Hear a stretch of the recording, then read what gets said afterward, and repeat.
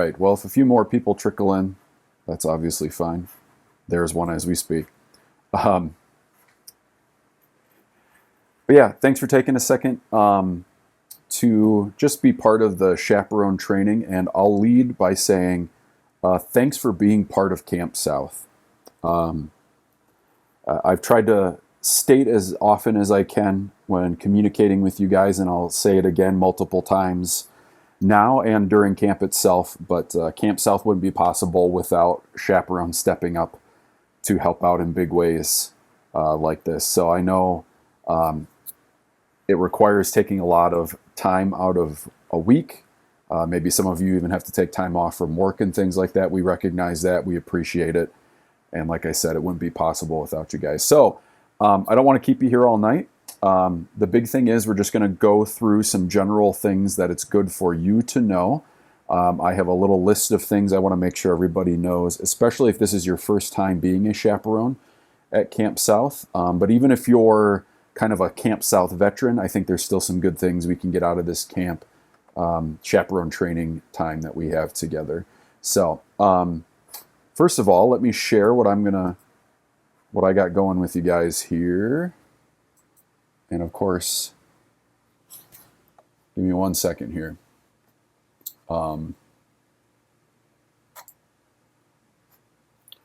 My computer's mad because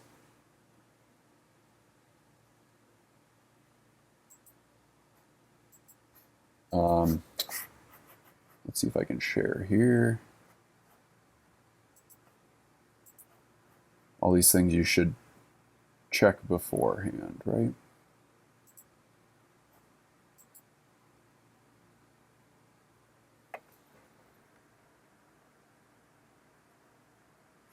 No, you've got to be kidding me.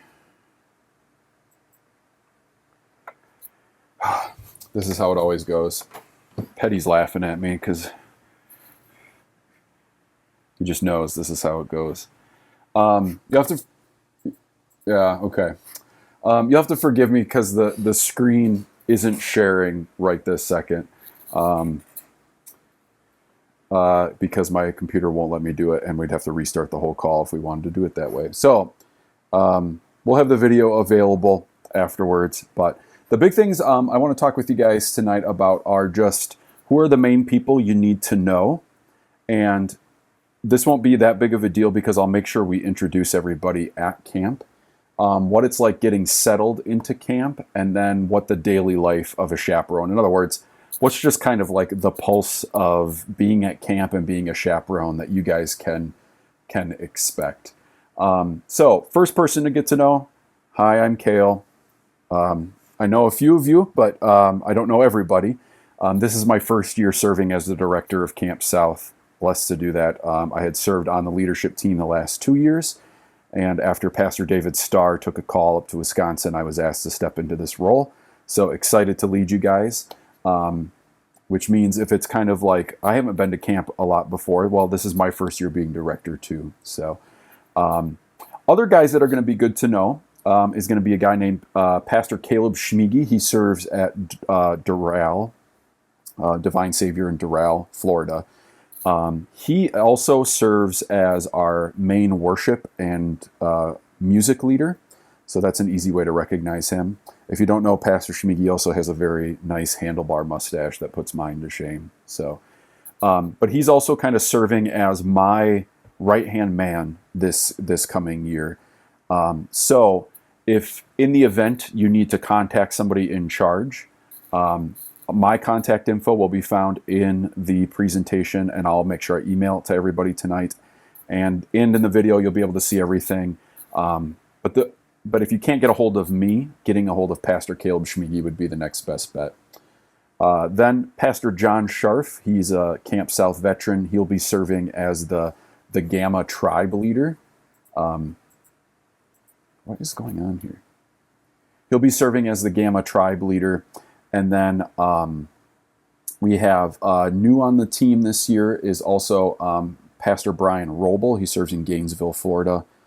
Pastor Andrew Steebs, who serves in Johnson City, Tennessee.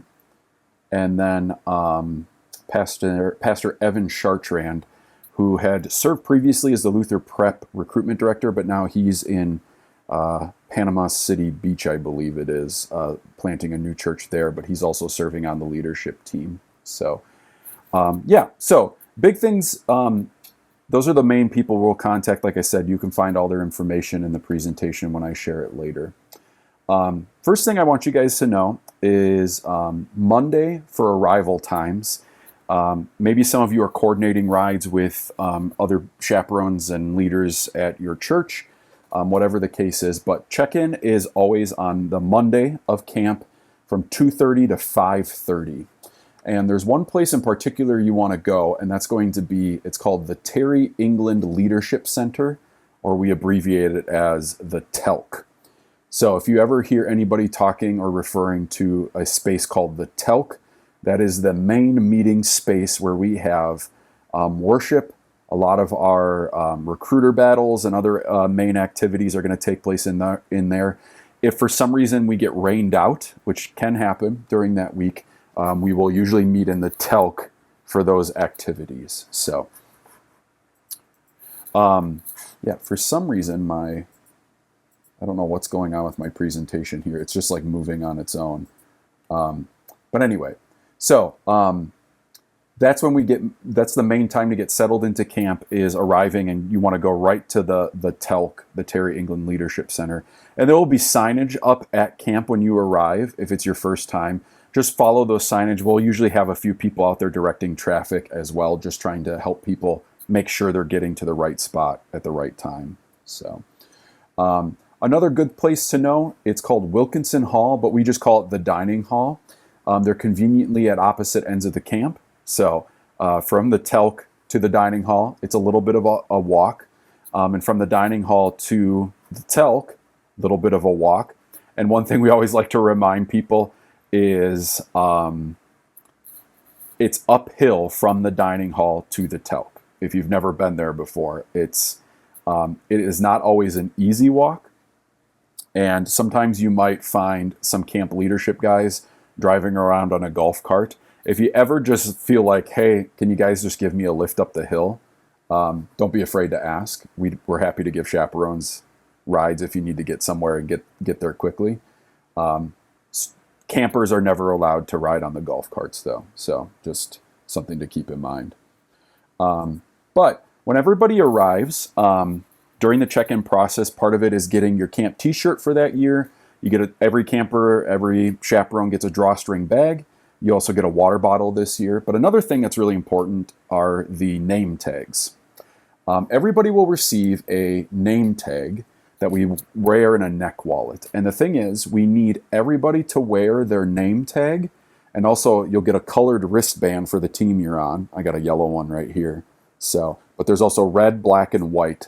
But we need the campers especially, but chaperones, let's be good examples, wearing those all the time. The only exception when we would say you don't have to wear your neck wallet with your name tag in is the obvious ones, like we're on the mutter course, we're at the blob, it's our swimming time at the pool, or the kids are bathing or sleeping. Other than that, they need to wear it all the time because the tag has some very important information on it. First of all, it has the name.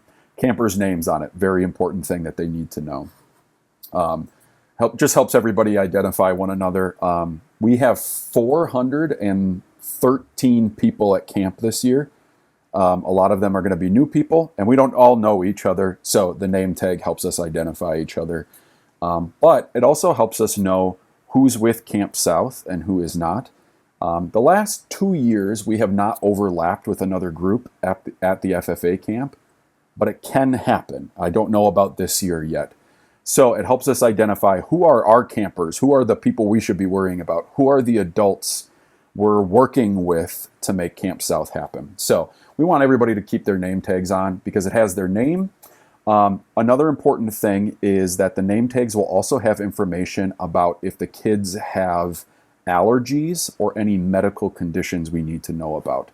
What that would look like on the name tag is next to their last name on the second line of the name tag, it'll say YM and or YA. That means yes medical concerns, and yes, allergies, if you see that.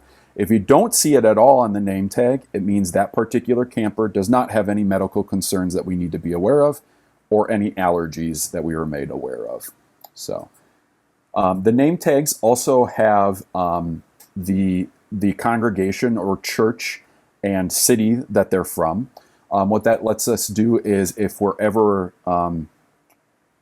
find campers on their own, and we're not sure where they should be going or things like that, we can at least get them hooked up with chaperones because we know where they're from and things like that. The other thing that's on there is it will also have their chaperone name on there, the last name of the chaperone they were assigned to, and also their cabin. With the cabins, we make sure every chaperone gets a map, of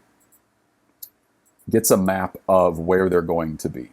So the cabin names, I don't expect everybody to have them memorized. And so there's also an easy line you can kind of draw down the middle of camp, because when we're picking cabins, one of the things we say is we want boy and girl cabins to be as far apart from each other as possible. And I think we all understand why we do it that way. But yeah, girls are always on the south end of the camp, and the boys are more on the north end of camp. And the map you get is actually pointing west is up. So, but there's a clear line you can draw on there. But it has all the names of the cabins on there. So if a camper's ever wondering where their cabin is, you can look at their name tag. It will say the name of their cabin, and you can use your map to help you orient those kids if they happen to get lost. Another thing that's always on the name tag is where their Bible study space is. For those of you who are new to camp, we break up the kids by grade level, and they spend their mornings on Tuesday, Wednesday, and Thursday in Bible study. And they always go to the same room. So the fourth graders will always be in the same room, fifth graders, same room, so on and so forth. And it's the teachers that rotate to the different rooms. On the map, you'll be able to see where those spaces are as well when you check their name tags. The nice thing is 2 of the classes get to stay up in the telk, and it's only the other 4 grades that need to move to their other spaces. And the good news is the experienced chaperones and other kids probably know where these spaces are and know how to get there. But we'll make sure everybody's oriented on where they're going, especially that first full day of camp on Tuesday. We really take our time and make sure chaperones are with the kids and everybody knows where they are going before we send everybody out. So just because some buildings look the same, and if you're not used to the camp space, it's easy to kind of get maybe a little bit mixed up or turned around as you're walking around. So, and the final thing would be on the name tags, it always has the kids' tribe and then their team color that they're on. So the kids are broken up into tribe. Alpha are the 4th and 5th graders, Beta 6th and 7th, Gamma are the 8th and 9th graders, so those are the vets. And then within the tribes, all the tribes, they're also on a different colored team. Like we said, there's yellow, white, black, and red. So at the end of camp, one of those teams will be crowned the winner after all the competitive things. The biggest thing they get is bragging rights, but they also get a medal to take home if you're on the winning team. So, yeah. I think that's all I got on name tags. Bigger thing to talk about is what do we kind of expect out of you guys as chaperones. Just to be clear, the daily life of a chaperone is not going to be, you'll have fun. I'll put it that way. You will have a lot of fun. Shannon will back me up on that one. So, yeah. You will have a lot of fun. But it will also be a lot of work. And the reason it's a lot of work is just because we have 310 students, and sometimes things don't go as smoothly as we expect them to. There are going to be hiccups. There are going to be concerns. There are going to be conversations that have to be had. So what are some of the expectations we kind of have of you guys as chaperones? The first thing it'd be is do your best to be proactive. And what we mean by that is don't be afraid to check on campers, even if they're not campers that were assigned to you or are from your congregation. One thing we like to say is being a chaperone at Camp South really kind of encapsulates that it takes a village mentality. You are not just a chaperone for Abiding Grace in Covington, or for Abiding Love in Cape Coral, or Divine Savior, or Christ the Rock. You are not just a chaperone for your congregation. You're not just even a chaperone for Alpha, Beta, or Gamma Tribe. You're also a chaperone for Camp South, period. So, and we need everybody to participate with that kind of it takes a tribe mentality to go along with it. So, and that means when you're being proactive and checking on campers, don't be afraid to check on campers who are not part of your church or part of your group or under your umbrella. The more we all kind of work together on this, the more fun all of the campers are going to have at camp. The other big thing that I think makes a really great chaperone is being positive and encouraging. Last year, we had a phenomenal turnout on the thing kids try to get out of the most is probably the mutter course. But last year, we only had 1 or 2 kids per tribe that did not participate in the mutter course. And a big reason for that is because we had chaperones in every tribe who were excited to go through the mutter course first and demonstrate what it's like. And because that enthusiasm is contagious, the campers are more likely to participate when they see the adults leading the way on that. So be positive and encouraging. Say things like, you get to do the mutter course, not you have to do it. If you're excited about it with them and you show that kind of enthusiasm for all of the camp activities, that will catch on with those kids. So, one other thing too is that some of you as chaperones may be assigned campers from a different church or group that was unable to provide a chaperone. If that's the case, we let you know at registration and we connect you with those campers, whether it's in your cabin as you're kind of getting everybody settled or otherwise. So we just want to make sure you guys are aware of that. Now, the good news is this year, y'all turned out amazingly for chaperones this year. We usually shoot for a 5 to 7 kids per chaperone ratio. This year we have 3.5. So thanks for doing that, because that's a good thing. I think having more chaperones is a good thing overall. But if you do have somebody assigned to you and you weren't made aware of it already, we'll make sure that connection is made at registration or during your time settling into the cabins. Another thing with being a good chaperone is we have 3 ladies who serve on the medical staff this year. And that's the perfect number because it means somebody can stay in the telk for emergencies. One of our nurses can be out at the mutter and blob course in case anything is needed out there. And then another can be on the upper field by telk when they're doing the afternoon activities of playing in the obstacle courses and things like that. Even though we have that medical team, and they're going to be an excellent medical team, we want to remind you guys that you can kind of serve as triages for the nurses. In other words, like campers, there are going to be campers that say, I have a tummy ache or I have a headache. And if I had a nickel for every time it was solved with a bottle of water or a Gatorade and a little time in the shade, I'd have a lot of nickels. So the chances are the kids just are not eating as well as they normally would. They're not drinking as much as they should during, the last week of July in Georgia, and they get dehydrated. So do your best to just kind of encourage them, like, why don't you just sit down for a little bit? Did you drink any water? Ask them if they've been drinking water. Ask them how they've been eating and things like that. And speaking of eating, there's a big thing that goes into that with like diet, hydration, and sleep. avoiding headaches, tummy aches, and just the general malaise of camp usually comes down to make sure they're getting to bed at a decent time, make sure they're actually going to bed. We had a few issues last year where kids were, after they thought their chaperone was asleep, they would congregate in one bed because one kid had a switch and they were just like playing in the bed and things like that. Yeah, put out that fire before it becomes a big problem with kids being tired and things like that.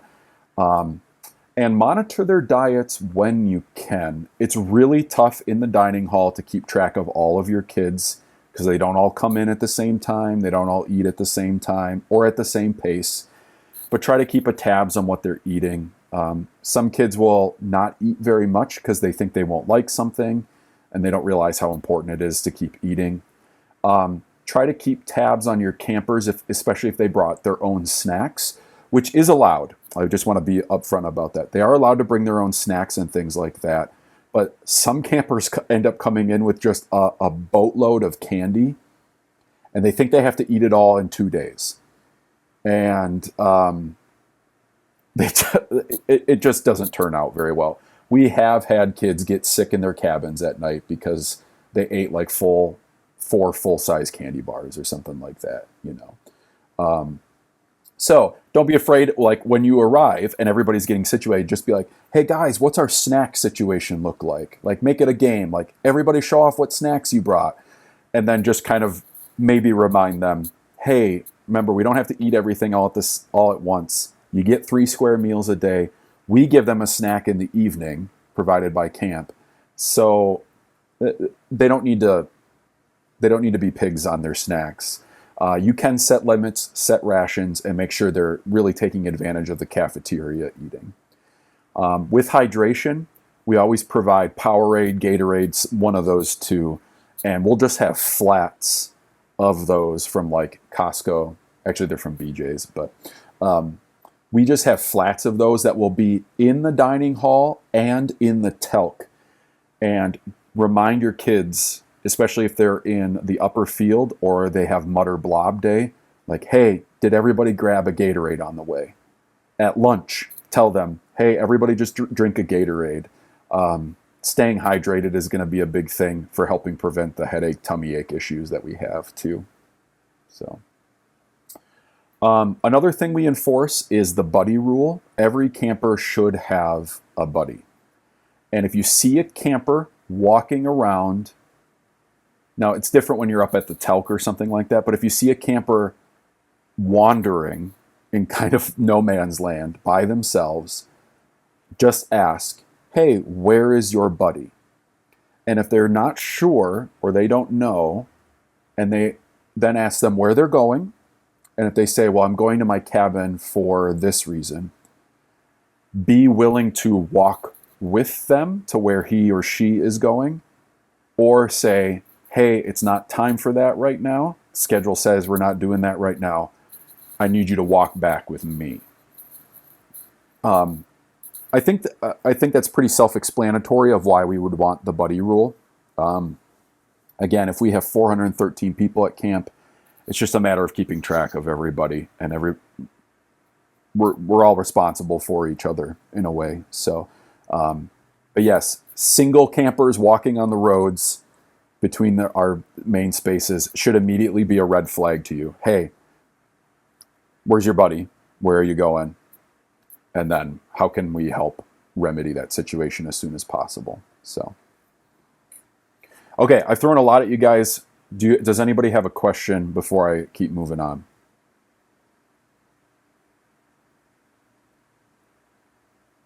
All right. Silence is the answer sometimes, right?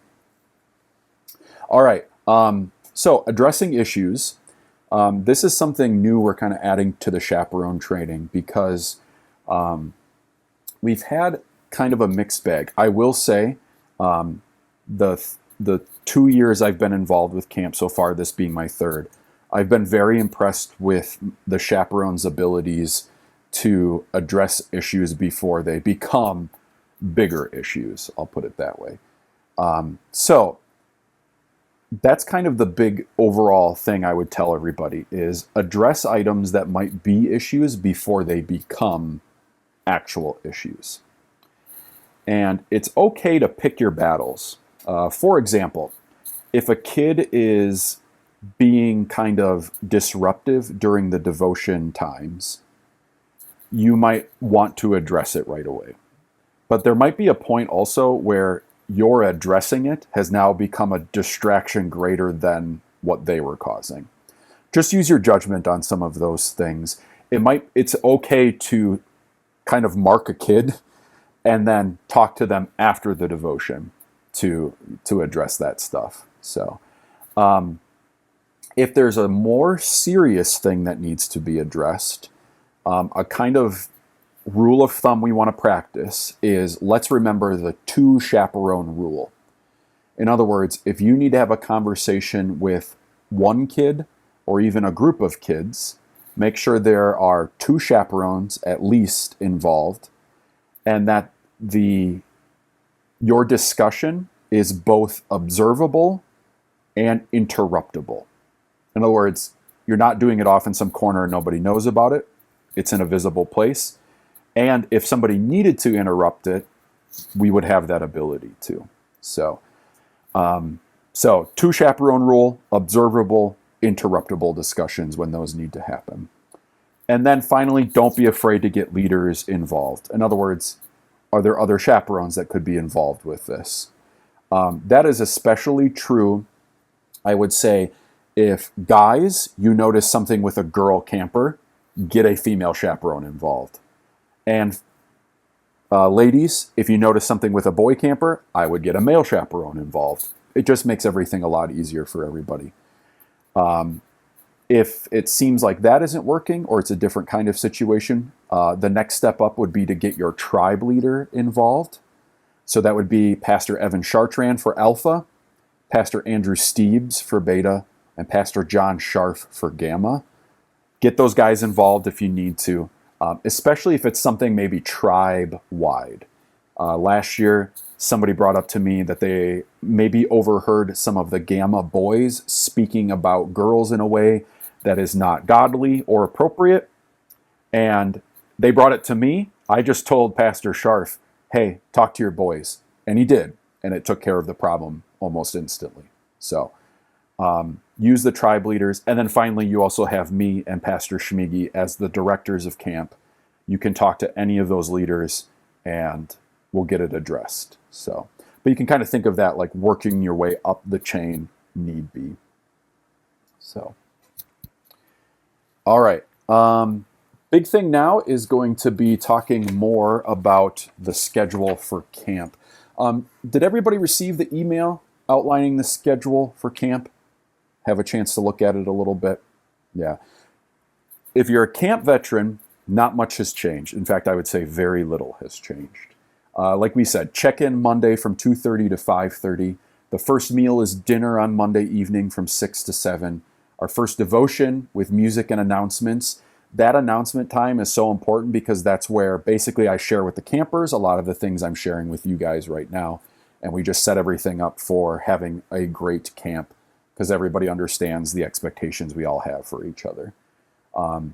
Recruiter battles, all of those kinds of things, lots of things like that happening. But speaking of the worship time, I would always say there's like 3 big things that are competing for highlights for camp, for chaperones especially. And that is the devotion time, the Bible study time, and the evening reflections. Those happen from like 10 to 10:30. But those 3 opportunities, those are the big opportunities the kids have to be in God's Word. And for the chaperones, it's really cool to see the kids get excited to be in God's Word in so many different ways. But because the worship time, our devotion time, is so special, encourage your campers to use the bathroom before worship starts. In fact, before every devotion, we will start a 7-minute timer along with an announcement reminding the kids, now is the time to use the restroom, not during devotion. In fact, I would encourage you all as chaperones, if one of your kids tries to get up during devotion to use the restroom, you can tell them, hey, unless this is like a serious emergency, just sit down. You can wait 15 minutes. This is a pretty important time. So, and there's plenty of time between breakfast, lunch, all of those things. There's plenty of time between breakfast and dinner and the start of worship. And walking in and out just ends up being a big distraction for everybody else. So encourage them, use the bathroom now, and we'll do our best on the leadership end to encourage everybody to use the bathroom as well. A big thing with the schedule is there are a few opportunities for free time. After breakfast, after lunch, after dinner, and then a little bit in the evenings too.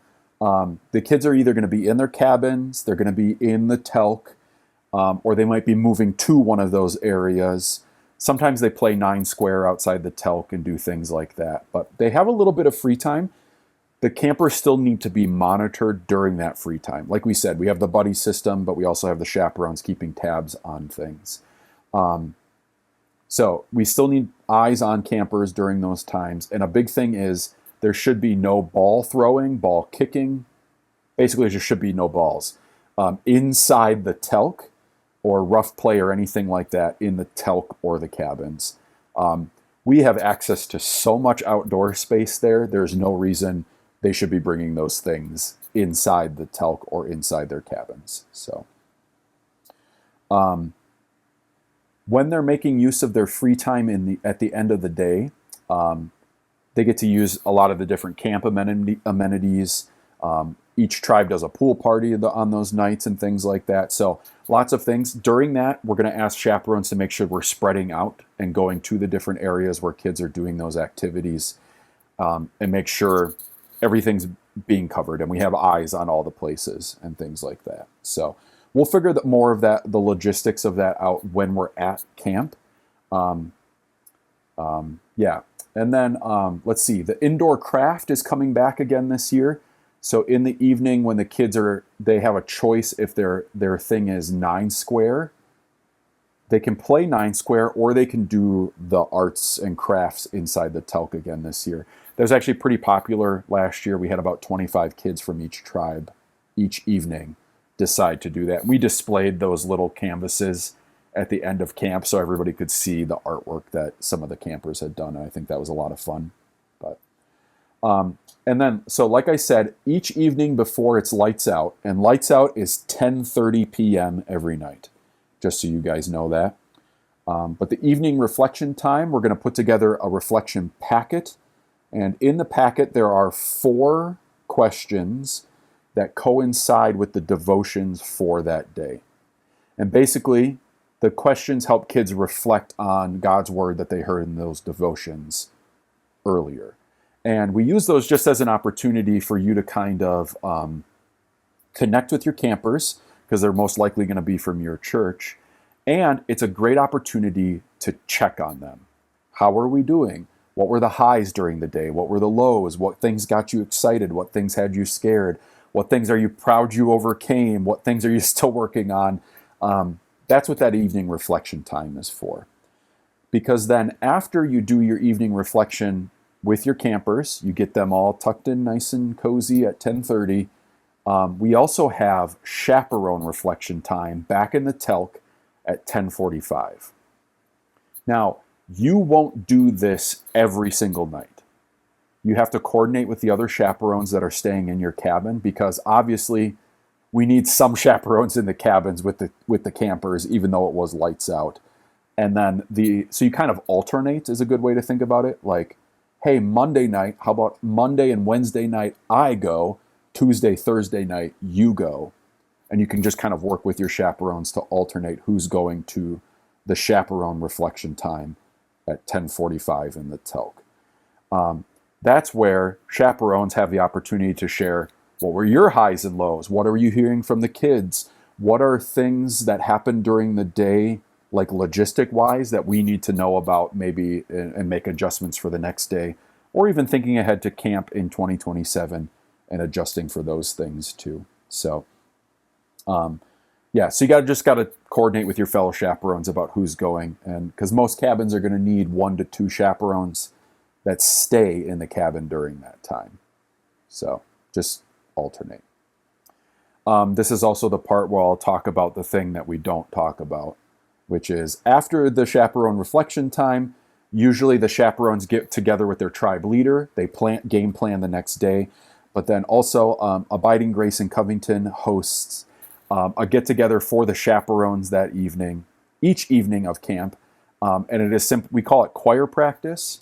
And the only thing you need to know about choir practice is we don't talk about choir practice. So we'll just leave it that way. But consider that kind of a reward or treat for you as the chaperones to spend time with the other chaperones, get to know some people maybe you don't know, and just spend some time together and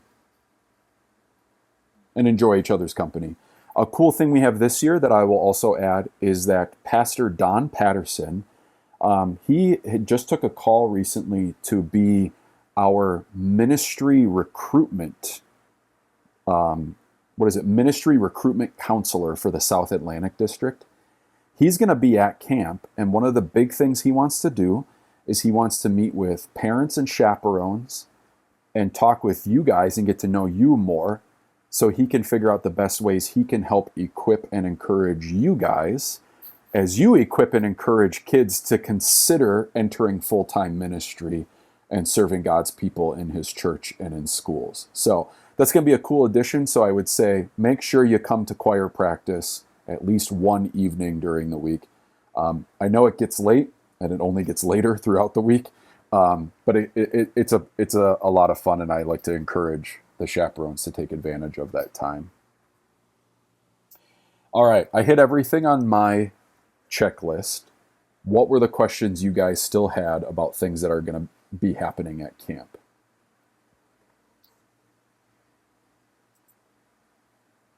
Yes, ma'am.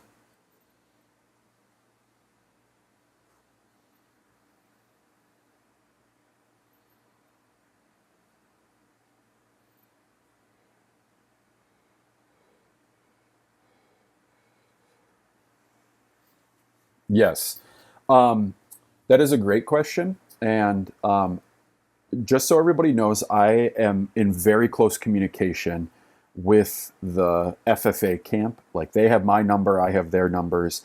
And that's another good note to have here too. So if there is a weather issue, they are keeping tabs on the weather, and they tell us, hey, lightning, we all have to go inside.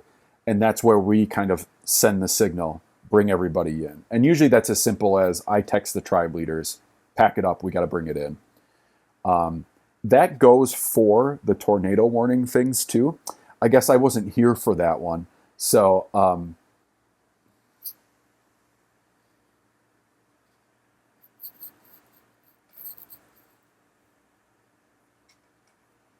yeah.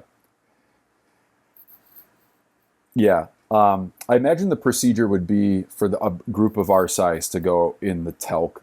It's a building with no windows, things like that, using corners. Another thing I'll say is let's just pray that is not the case also. Yeah. But yes, I am in very close communication with the FFA camp leadership about things. And that's another thing. If, let's say, the air conditioner isn't working in your cabin, or let's say something's leaking, or whatever the case might be, if there's any sort of maintenance issues on anything at the camp, you can let me know as the director, and I will communicate with the camp. And that will always be the procedure. Like, if you notice, like, the sink is leaking in the telk, just let me know, and I'll let the camp know. And that goes for just about anything maintenance-wise. What other questions did you guys have?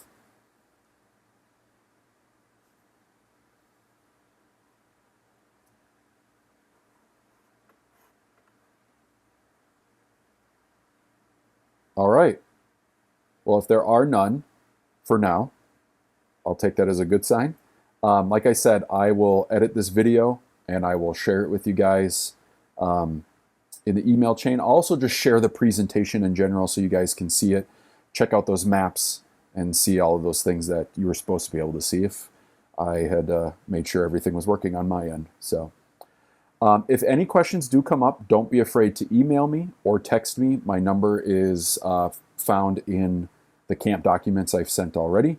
And I'll just say, looking forward to serving alongside y'all for an awesome camp. All right. Yeah, happy to. Well, all right. God's blessings, guys. Like I said, if you have any questions, shoot them my way. And if not, I'll see you in a couple weeks. Thanks, everybody.